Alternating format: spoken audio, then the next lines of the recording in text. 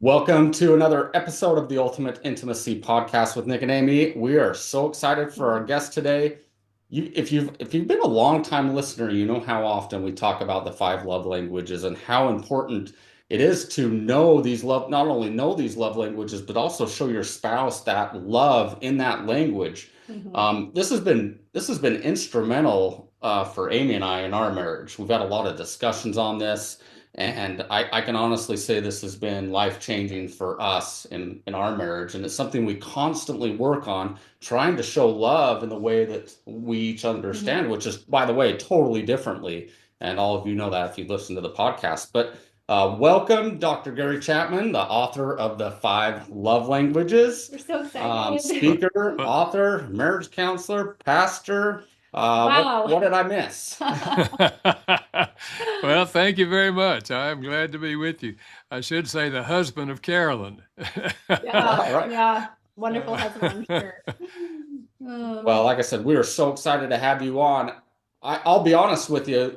When Amy and I typically talk about the five love languages, was kind of been surface level, right? Like, mm, you need to know your spouse's love language. Here's why.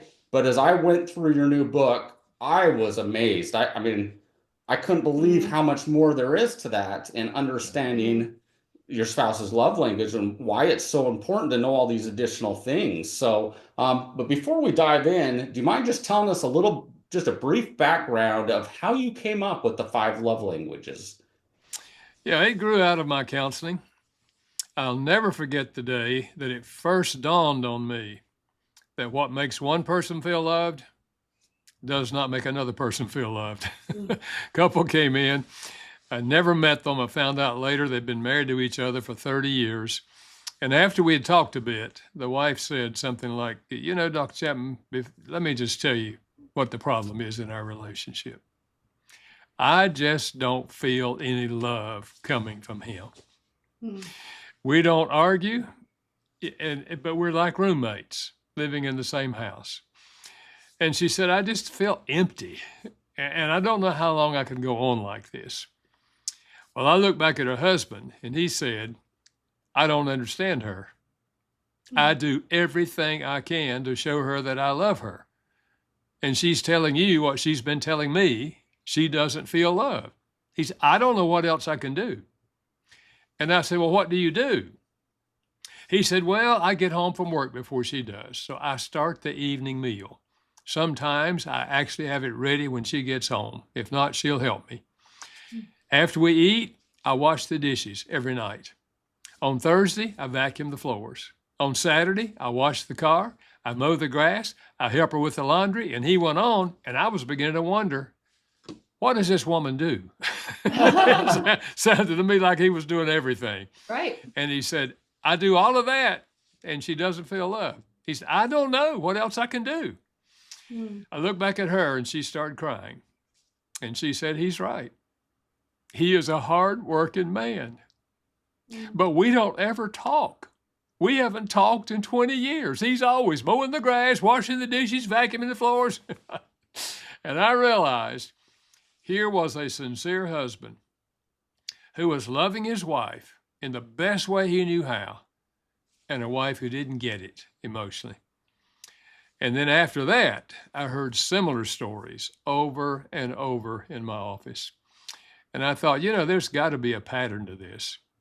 So what I did was read several years of notes that I made when I was counseling and ask myself the question, when someone said, I feel like my spouse doesn't love me, what did they want?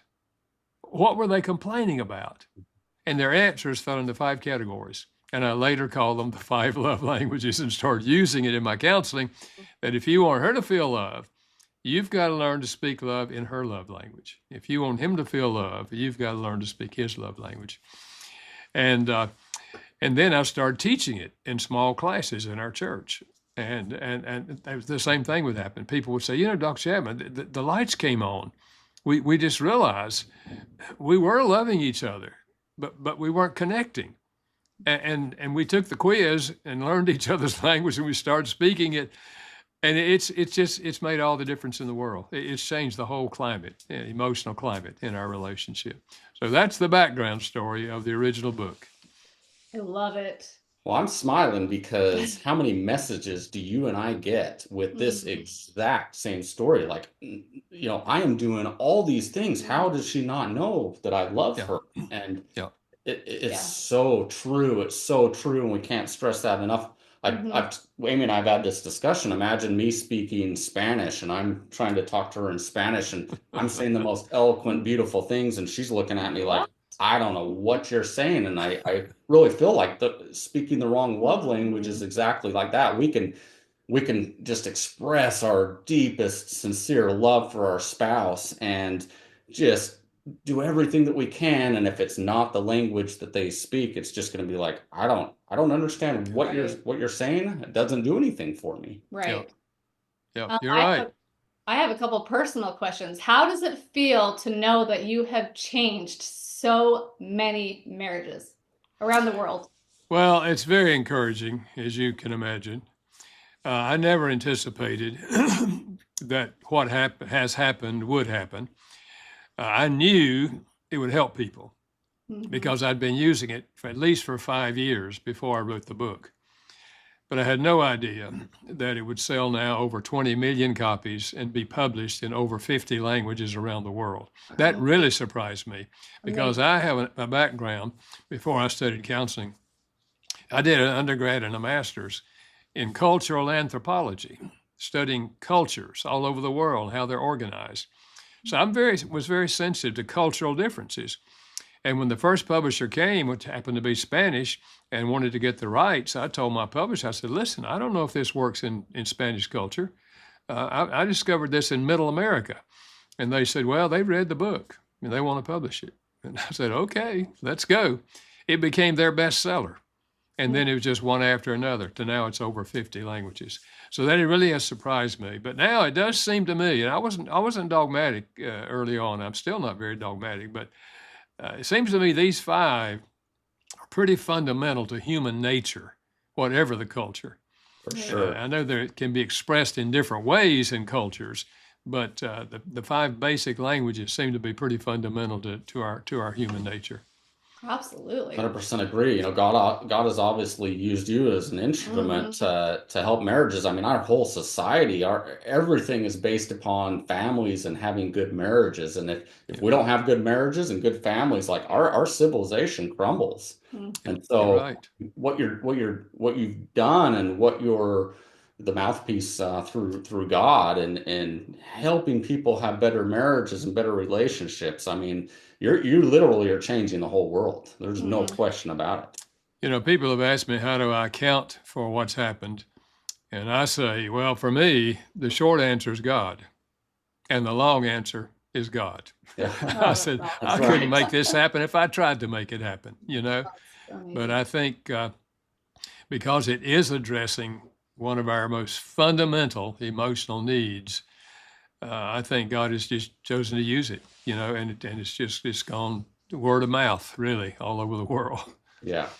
So, if we have any new listeners or just some people that haven't really dove into what the five love languages are, will you just, before we dive into this, will you tell us what each one is, what it kind of looks like in marriage? Yeah, yeah. And these are no particular order. One would be words of affirmation. You look nice in that outfit. I really appreciate what you did. Mm. One of the things I like about you is just using words to affirm the other person. A second is acts of service, doing something for the other person that they would like for you to do. In a marriage, that is such things as cooking meals, washing dishes, vacuuming floors, putting gas in their car, washing the car. In fact, the gentleman I talked about, he was speaking acts of service loudly and clearly. It Mhm. just wasn't her language. Yeah. But that is for some people their primary language. And then there's gifts. It's universal to give gifts as an expression of love. I learned that in my cultural anthropology. There are no cultures where people don't give gifts. So the gift says they were thinking about me. Look what they got for me. And then there's quality time, giving the person your undivided attention. I do not mean sitting on the couch watching TV together. Yeah. Someone else has your attention. I'm talking about TV is off, computer is down, we're not answering our phone, we're giving each other our undivided attention. In fact, the lady who said, we don't ever talk, she didn't mean they didn't discuss logistics. Right. Which restaurant you want to go to? Yeah. Who's going to pick up the kids today? She didn't mean that. She meant we don't ever sit down and look at each other and talk about life. She was crying out for quality time. And then number 5 is physical touch. We've long known the emotional power of physical touch. That's why we pick up babies, hold them and kiss them and cuddle them. Long before the baby understands the meaning of the word love, the baby feels love by physical touch. So in marriage, that's such things as holding hands, kissing, embracing, the whole sexual part of marriage, arm around the shoulder, driving down the road, put your hand on their leg, sitting around the house, they walk by, you trip them. I'm kidding on that one. No, don't trip your spouse, okay? So the basic idea is that out of those 5, each of us has what I call a primary love language. One of them speaks more deeply to us emotionally than the other 4. And if you don't speak the person's primary love language, they will not feel loved, even though you may be expressing love to them in one of the other languages. So that's the basic concept. You're so true. That's so right. You know. We figured that out in our marriage. He's like all touchy-feely, and I'm like, that's just not doing it for me. I'm acts of service. I'm like, what? Well, exactly what that wife didn't want that she was getting, and I'm like, I want more of that. I want to get your thoughts on this as well, because we've seen this in our own marriage that our love languages have changed over time. I think a lot of people assume I take the test, I find out what they are, that's what it is forever. What we found in our marriage is that sometimes the love languages have actually changed, and some have bumped up to the top and shuffled around based upon like maybe what we're already doing good or areas that maybe we're neglecting. What are your thoughts on that? Yeah, I think that's possible. I think there for some people it does tend to stay over the lifetime, but for most people, there are seasons of life in which another love language may jump to the top. For example, a mother who has 2 preschool children, acts of service may not be her love language, but during those years, it's probably going to jump to the top because she's overwhelmed. Right. Or there are circumstances. Let's say your spouse is on the phone and they hang up and start crying. And you say, honey, what's wrong? And they say, I just got word that my mother died. And they're just weeping. Physical touch may not be their language, but in that circumstance, you're embracing them while they weep is probably the greatest thing you could do for them at that moment to communicate your love. So there's seasons of life and there are circumstances. And that's why I sometimes say to couples who know the concept and who know each other's language, what about every couple of weeks you just say to each other, honey, on a scale of 0 to 10, how full is your love tank this week? If they say anything less than 10, you say, well, what could I do that would be most meaningful to you this week? And what they say may not be their primary language. It's just that certain things that particular week, there's something that really would be more important than their primary. Yeah. So that's one way of keeping in touch with each other and what they really, really would like to receive. Can you imagine if every couple asked that one question at the beginning of every single week? Marriages would be completely changed if they listened and they heard and they implemented the answer, right? Yeah, absolutely. Beautiful. Absolutely. Beautiful. And it's so simple. Yep. It really is so simple. Yeah, it totally is. So you just mentioned it, but you also referenced that in the book, of course, talking about the love tank. And can you explain what that is, what fuels it, and how couples can keep that love full? Yeah, it's just a metaphor. Use a gasoline tank in a car. If it's full, you can drive a long ways. If it's near empty, you better be getting some gas. Yep. And so I say we have a love tank. And if it's full, I mean, you can go, everything is going great. But if it's near empty, you're going to be having some problems, I can tell you. So I'm just using that and it's an easy thing for people to understand. And so we fill the love tank when we speak their primary language. And if we happen to do something negative toward them, we can puncture a hole in the tank almost. Yeah. Yeah. And then we've got to really, really go back and work on refilling, by speaking their primary language. So the goal is to keep each other's tanks, relatively full. And but that means we have to be thinking about it. Mm-hmm. Otherwise, I mean, you can read the book and you can take the quiz and learn each other's primary language and try it for 3 weeks. And then after, you just got to go back to being what you were before. Sure, And, exactly. that concept didn't help you because you didn't think about it and apply it. It has to become a habit, right? Yeah. Yeah, Well, that's right. I love, like you mentioned in the book too, like that love language can drain instantly based upon, certain things happening. And I think we feel like, oh, if the love language or if the tank is full, we can kind of set it on cruise control and we're good for a while because it's full and it's just gonna, I get 50 miles to the gallon, it's gonna be good. But I love how you mentioned that just instantly that tank, that gas line can be cut and drained. And so, like you said, it's so important to constantly just be keeping that full rather than feeling like, okay, I did this nice active service or whatever, I'm good for a week or two. Mm-hmm. Yeah. No, you're exactly right. And you give them, for example, you give them a negative word, a harsh, critical, angry word. If words of affirmation is their language, man, you just stuck a hole in the tank. Yeah. And it's gonna take 5 times positive words to even get you back to where they were. Right.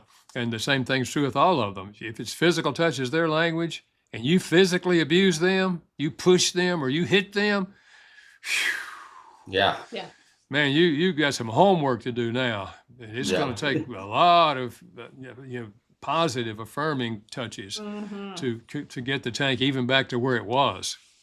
And that's why we all need to be on guard and not allow our emotions to control our behavior, because we don't choose our emotions. We don't say, I think I'll feel angry now. No, it just grabs us, when certain things happen. And so we control how we are in charge of how we control, and we control our emotions. And that's why the scriptures say, when you're angry, don't sin. Yeah. It's easy to sin when you're angry, but we're responsible. Okay, I'm feeling angry, but I don't want to sin. And so we get plans where we won't do that. Yeah. I love that. Yeah. So good. So I know for us, like the love languages was one of those things that until we understood it and started implementing it, we didn't realize how vitally important it was to our marriage. I think, early on, I was like, that sounds great and everything. And I think there's a lot of people out there, including some people, couples in our audience that they think, oh, that sounds like a great idea. But I can tell you that once you implement these things, at least for us, it's been life-changing, right? Right. In your opinion, how impactful can the love language just be, or understanding each other's love languages is the concept? How important is this in having a happy marriage, in your opinion? Like how vital is this component? Well, I think it's really essential, because almost everyone agrees that one of our deepest emotional needs on the human level is the need to feel loved by the significant people in your life. And it's not the only need, but it's a fundamental need. And if we don't feel loved, it impacts everything else. So learning how to meet that emotional need, it just revolutionizes things. I've had many people say, Gary, I just have to tell you, we wanted to tell you that book changed our marriage. I mean, literally, we were at the point of almost ready to give up because we were just so different and things weren't going well. And we read that book and it was like, wow, this is what's been going on. And we started speaking the right language and it literally saved our marriage. So it's huge in terms of creating a positive. It's not everything to a marriage, to be sure, but it creates the positive atmosphere where you can then process all the rest of the relationship in a much healthier way. Agreed. We talk on our podcast a lot about love is an action word. You can't just say I love you to your spouse and then not show them, right? Like love is an action word, and it's something that has to be shown daily, all the time. And so that's what's so great is the action literally divides into these categories, like how your spouse feel loved. Like this is how you show that action that you love your spouse. And it's been, like he said, so important in our marriage because he's physical touch, I'm more acts of service. And yeah, when we're sometimes we think that our spouse wants to be loved the way we're loved because just that's what we know, right? But when we figured this out, it was life changing for us and so many people we've heard from. So yeah. I love it. You also talk about in your book, and this hit me really hard because again, simplify. I'm just thinking, if I know my spouse's love language, I just show them love in that way, and that's great. But as I read your book and dove into it, there's so much more than that. And one of the things you talk about is our different personalities, right? And how that can affect the love languages too. So instead of just saying, "Oh, my spouse is acts of service, I simply need to do this." Well, no, based upon their personality, like, you could have two people that are acts of service and it looks different. Can you hit on that a little bit as to how our personalities also shape and impact our love language? Yeah, that's really what motivated me to write this newest book, The Most Important Love Language. And of course, we answered that question early in the book. The most important love language is the love language of your partner. Okay, and because in the original book, I did mention that there were dialects, which we'll talk about later. There are dialects in all these languages, and I did mention that personality interfaces with the languages, but I didn't go into it. I didn't develop it at all, and so people kept asking me questions about that, so I teamed up with Les and Leslie Parrott, and some of your listeners you're probably familiar with them. Their best-known book is Saving Your Marriage Before It Starts, and so he's a psychologist. She's a marriage and family counselor, and so. We first of all created a premium assessment. For years we've had a free quiz online where you can figure out your primary love language. And my publisher that runs that website told me that 165 million people have taken that free quiz. Oh, that's incredible. That means it's important. Yeah, but now we did a premium quiz where you not only get that information, but you get information on what dialect or dialects are most important to you in that language, and then what your personality is and how personality interfaces with that.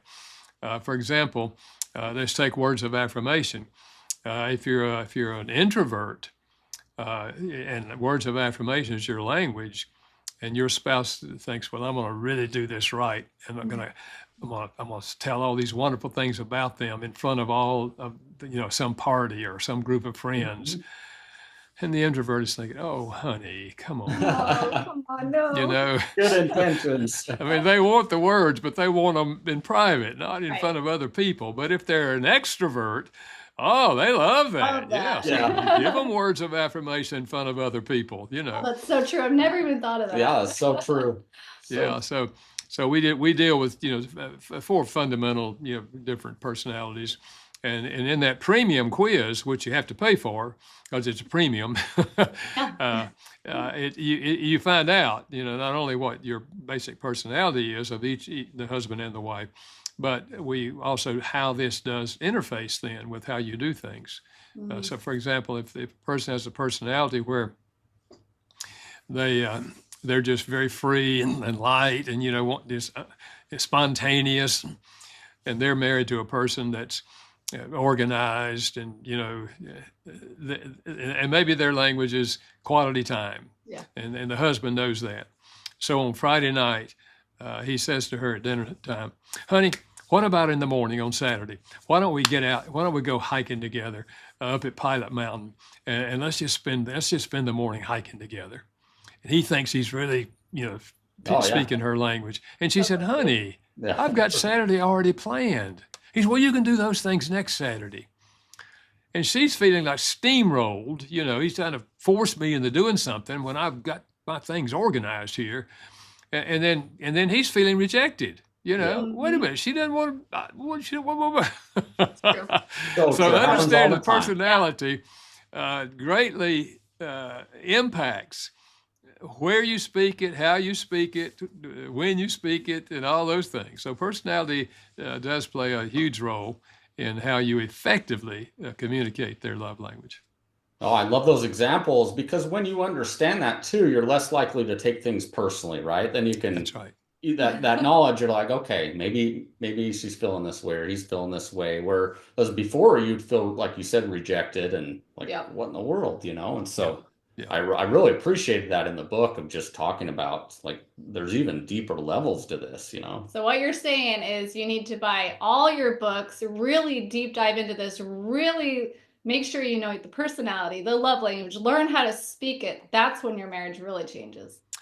Yeah, I think this book is going to help a lot of couples go deeper. Yeah. They've got the concept, but this is going to help them go deeper. And it's going to be very helpful to counselors and coaches.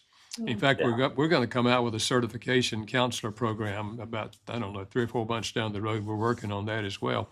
But that premium assessment also, when you take that online, and it tells you your personality and how it interfaces and tells you the dialects of each of the languages and identifies what your dialects are. And then after you take it, you get a 15-page report. And Wow. then you sit down, you punch another button, and Les Parrott and Leslie Parrott, who are my co-authors, and I are all sitting there at the table, actually walking you through the report and explaining what this is telling you about That's yourself. amazing. Yeah. And so it's really worth the time and effort to get involved in that. And I think a couple that wants to go deeper and really, really meet each other's emotional need and understand each other much better, both the premium assessment and the new book is going to really, really help people. I'm excited about it. Yeah. I'm excited deep dive because I'm like, you think we've been married almost 24 years and you think you like really know your spouse after a lot of years, right? You're like, I know you, I know your love language, I know how to speak your love language. I feel like if I take the quiz you're talking about, I'm going to learn things that I never even knew I didn't know, right? Yeah. You're absolutely And right. that's exciting. Absolutely That's exciting. right. That's how you stay curious about your spouse. That's how you stay, keep pursuing them and keep learning about them. That's what makes marriage thrive is when you stay curious, right? Like that's such a big word is to keep learning and to not get complacent in marriage. And we talk about that all the time. Absolutely. So reading this book and discussing it with each other, taking the quiz and discussing it with each other, man, you can take a big leap forward in your relationship. And I think if you do it, then you're going to want your brother and his wife to do it. Exactly. And your sister and her husband. Exactly. Yeah. I love it. I love it. Well, you hit on just a minute ago, understanding. And I think so much of that is listening. When we think about speaking a love language, we often tend to think it's just about one way, but listening is such a key component. And you also hit on that in the book as well. So what can our audience learn or benefit from? Why is listening so vital in this process as well, too? Well, we've often said, in fact, almost everybody says communication, is to a marriage what oxygen is to the body.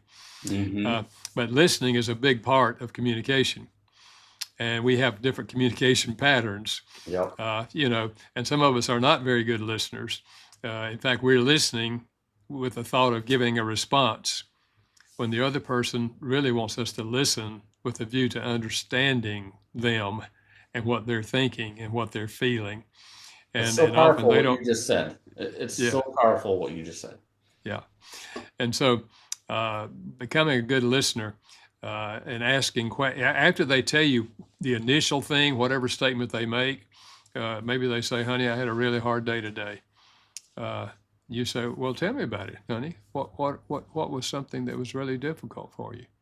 And they explain it to you. And then you ask another question. And you're just listening as they share, their hard day that they had. And you don't say, well, honey, let me tell you what you ought to do. Unless they say, what do you think I ought to do? Mm-hmm. Now you can give your answer. A lot of us, especially as men, we like to fix things. So you tell me what happened today, and I'll say, well, here's what you ought to do. I've had many ladies in my office say, I don't want him to tell me what I need to do. I just want him to understand me. Just listen. Yep. No, it's so true. We always talk about listening, like you said, is so important with the communication. But there's a piece to that. It's called caring. You can listen and you can just sit there and not be distracted and listen. But the whole next step is like caring, right? Like I care about what you're saying. I'm internalizing it and I want to be there for you, right? I think that's Yeah. huge. Yeah, and that would be expressed sometimes in statements like, well, honey, is there anything I could do that might be helpful to you? Yeah. That's a very good Now question. they say, yes, yeah, if you could do this, it would be really, really helpful for me. So, okay, I would love to do that because I certainly want to help you, wherever you are. I want to be there for you, Yeah. And imagine both husbands and wives have that attitude, and they're expressing it to each other. Well, you're going to be moving in a good direction, Beautiful, yeah. It really is. Oh, it really is. Yeah. So true. Let's see. You talk about loving with your head as well as your heart, Yeah. in the book, and I really like that section as well too. Mhm. Can you expound on that a little bit? Yeah, I think listening with our head, we're listening for facts, but listening with our heart, we're listening not only about the facts that they're saying, which we may even question sometimes, but we're also listening to their heart, to their emotions, to what they're sensing, what they're feeling in this particular situation, wherever they are. And so it does require empathy, which is trying to see their perspective on things. See, often when a spouse shares their perspective and we have a different perspective, we come back and tell them, well, that's not, you're not looking at that the right way. Here's the way you ought to look at that. And we're putting down their thoughts and their ideas rather than listening and asking questions so that eventually you can honestly say to them, now that you've shared that with me, I can see how you would feel that way. If I were in your shoes, I'd probably feel what you're feeling. I can see that now. Whereas at the very beginning, it made no sense to you that they would feel that way. Yeah. But if you ask questions and get their heart and try to see the world through their eyes, you can honestly say, I can see how that makes sense. I can see that. And now you're not an enemy trying to, tell them that they're wrong. You're expressing heart, your emotions. You're there. You're understanding. You're walking with them, through this. So it's very, very important. This is like what emotional intimacy is, right? Yeah. Yeah. Yeah, absolutely. Absolutely. It's what we're shooting for. Yeah. I love that you talked about perspective too. Amy and I have had this in our marriage. We both grew up differently. We both were taught differently. We both view things differently. And early on in our marriage, that caused a lot of problems, because I saw one thing one way and she saw another thing another way. And it's so true. Like just having different perspectives of things. But the way we solve that is to really listen, like you said, and understand, okay, why do you feel the way you do? Why is this so important to you? And vice versa for me. And even if we don't agree at the end of the day, at least be able to understand, where they're coming from. Yeah, that's right. That's right. We don't have to agree, but each of us wants to be heard. Yeah. Right. We want the sense that you're really trying to understand what I'm thinking and why I'm thinking it or what I'm feeling. And if we feel understood and we each can say to the other, I can see how that makes sense, then we can say, how can we solve the problem? Yeah. If it's a conflict, how can we solve the problem? And now you spend your energy finding a solution that both of you can agree on, rather than trying to win the argument. I've sometimes said to couples, if you win the argument and your spouse says, okay, have it your way, they lost. You didn't win. That's right. It's no fun to live with a loser. Why would you create a loser? We're on the same team. Right. We're not competing. Right. Yeah. You only win when you both win. That's right. That's what we want. Yeah. And it's okay to disagree, and it's okay to say, I don't know how we can work it out right now, but it's 10 o'clock. Why don't we go to bed and get some sleep? We'll deal with it tomorrow. We'll talk about it another time later, and we'll pray about it in the meantime, and we'll find a place. We'll work this out. It's super, super important. Well, I love that you said that as well too. I think a lot of couples feel like, oh, if there's conflict or we disagree on something, there's something wrong with our marriage. Yeah. It's actually very healthy to Right. disagree, which creates even deeper discussions and problem solving and things like that. And so Yeah. I like Yeah. that you brought Every that up. couple will have conflicts for the Yeah. reasons you mentioned earlier. Yeah. First of all, we're different, we're individuals, and we have a different history and all of that. And we're going to have conflicts. Nothing Yeah. wrong with conflicts. It's just that if we learn how to process them in a positive way, we're closer together on the other side of the conflict. Yeah. So on our podcast, we talk about all the areas of intimacy. We want couples to have ultimate intimacy, right? That's emotional intimacy, that's physical intimacy, that's Spiritual. spiritual intimacy, that's sexual intimacy, just all the areas. How do you feel like do you feel like the love languages help every single one of those areas of intimacy, and how? I believe it does. I believe it does. In fact, I think it's hard to have mutual sexual fulfillment if you don't feel loved, if that emotional need is not met. I mean, you can go through the motions, you Right. can have sexual relationship, but it's not gonna be as meaningful as it would be if you both felt loved by each other, and Agreed. that's just expression of our love. Yeah, I think it has a profound impact upon the sexual part of our marriage. And I think that's why many couples do not have mutual sexual fulfillment. Yeah. And sometimes one of them feels used and the other feels, neglected and all those other emotions that go into that when we don't have mutual sexual fulfillment. And so I think the understanding the love languages, keeping each other's love tank full, is exceedingly important when it comes to that part of the marriage. And in the book, where we're dealing with those dialects, when it gets to physical touch, we talk about a number of dialects in physical touch. Yeah. And for example, one wife said, you know, we took that original quiz, and my love language is physical touch. And my husband would be tickling me. He would come up and tickle me. And she said, it irritated me to death. That was not my dialect. Yeah. So true. So true. So learning those dialects of the physical touch and all the other languages. Words of affirmation, for example.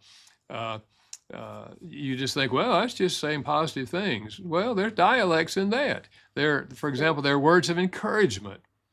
Your spouse says, I've been thinking about da da da da da, and I don't know if I should do that or not. And you say, well, honey, you certainly are capable of doing that. If you want to do it, I mean, I know you would do a good job. Encouraging words. And then there's just compliments. Honey, one of the things I like about you is your smile. When you smile, it just lightens my world. Just compliments. And then there's giving words of appreciation. Honey, I just want to tell you again, I really appreciate the fact that you cook. I love your meals. Everything you fix is good. And so, and when I took that premium quiz myself, because words of affirmation is my primary language, and I took that quiz, and I was kind of surprised. My dialect is appreciation. I don't need encouraging words to do something. But when my wife affirms me for all the stuff her language is acts of service, and I do a good job at it, and she affirms me at that. You better as the author. Yeah, she tells me I'm the greatest husband in the world. That's awesome. That's my dialect. Yeah. So it's very insightful. Getting not only the language but the dialect, or it may be more than one in some of them, obviously. Yeah, I'm super excited about this book. I think it's going to help a lot of people, and it'll be released, I think, in mid-January. I think that's when it's being released. So Awesome. we're excited about it. Awesome. Well, I know for us, we get thousands and thousands of comments through email and social media and different things. And like I said, just like you've expressed, it's kind of a common theme. And I really feel like that most of the issues could probably be resolved if people really practiced or showed the love in the right language. Because almost every comment is like, well, exactly what you explained at the first, right? I don't feel loved, and here's Hmm. why. And Right. so all of you out there listening, if you are feeling like you're just not connected or your marriage isn't what you want it to be, I would implore you to take a look at the love languages and really focus your attention on how you can show love to your spouse and have sit down and have that discussion together, just as Dr. Chapman has said. Hmm. And I think this can be really beneficial in watching your marriage completely Absolutely. transform like it has for Amy and I as well. But before we wrap this up, is there anything that you talk about in the book that you also feel is just vital for people to know that maybe we didn't cover in some of these questions? I mean, I know we could have the podcast go for 10 hours and still not cover everything, but Yeah. anything that's Jumps out. jumps out that you feel can Yeah, be. I would just say one thing is uh, recognize that for some people, their primary love language and their secondary love language are very, very close. I sometimes say you're bilingual. If they're really close, either one of those is going to speak deeply to you. So don't ignore the secondary. Now, sometimes the secondary is way down and the primary is way up, Mm. but many times they're pretty close. So pay attention to the secondary and realize I'm not suggesting you only speak the one language or even the two languages. Right. You sprinkle in all of them once in a while. A little extra credit, for Yeah. those. It's the cherry on top of the ice cream. Uh, Right. but yeah, but focusing on speaking that primary love language, and if it is a secondary that's very close, speaking both of those languages in the proper dialects, it revolutionizes the emotional climate between couples. And I just come back to this. This kind of love begins with an attitude. Falling in love begins with a feeling, but we know we come down off of that. The average lifespan's 2 years for that, and we come down in the real world, and Hmm. that's where it's an attitude of love. And the attitude of love is, I want to enrich your life. I want to do everything I can to help you become the person you believe God wants you to be. Selfish attitude, I'm in this relationship for you to make me happy. Yeah. And as you know, and I know, there are people who come to the divorce, and what do they say? I'm out of here because you're not meeting my needs. Yeah. You're not making me happy. Yeah. It's a selfish attitude. And two selfish people are never going to have a good marriage.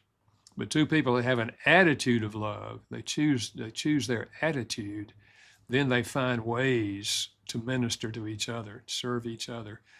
And that's what leads to the kind of marriage we wanted to have: a loving, supportive, caring, relationship. We're there for each other, and we're understanding each other, and we're moving together down the road to accomplish things that are going to impact other people's lives. So That is true. a beautiful ending. Yeah, Yeah. agreed It's all about 100%. attitude. We talked about that a lot.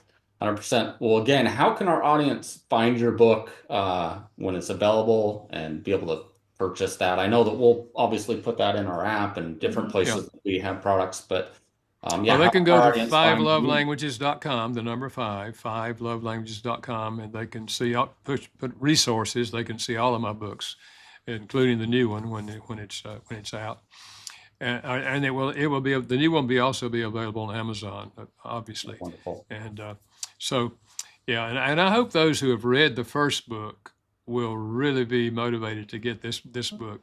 If you haven't read the first book, read the first one first. Please. Yeah. Otherwise, yeah, Yes. this one's too much for you. Okay, but if you read that first one, this one's going to really enhance the way you learn to effectively speak the love language of the other person. Mhm. Well, and what I loved as well is, some books you read and you end up getting done and you're like, I don't know half the stuff they were talking about. That was Yeah. complicated to understand. I don't know what they were talking about. It's a lot. It's too much to take One on. of, one of the things I loved about your book is I read through much of it. It's really easy to understand. You shared a lot of experiences, which I think is wonderful to do because as a reader, the reader can say, you know what, I totally feel like this, or I can relate to this. And so I love that the book was very easy to understand.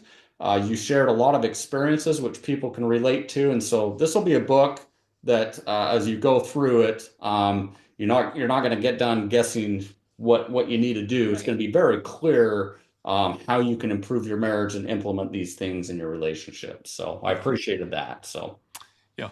I for years have always thought when I write, thought in terms of something that D.L. Moody said.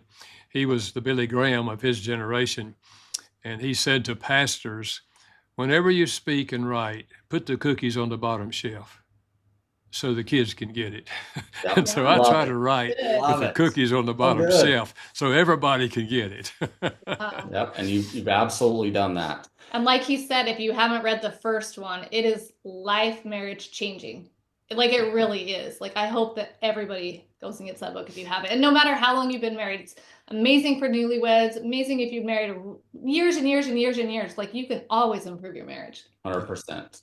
Yep. Yep. And there's probably nothing that can be better to improve it than the understanding the love languages. We're honored to have you on today. Yeah, thank you so much for joining us. We really appreciate it. We hope all of you enjoyed the podcast, which I'm sure you did. And we really appreciate it again. And until next time, we hope all of you find ultimate intimacy in your relationship.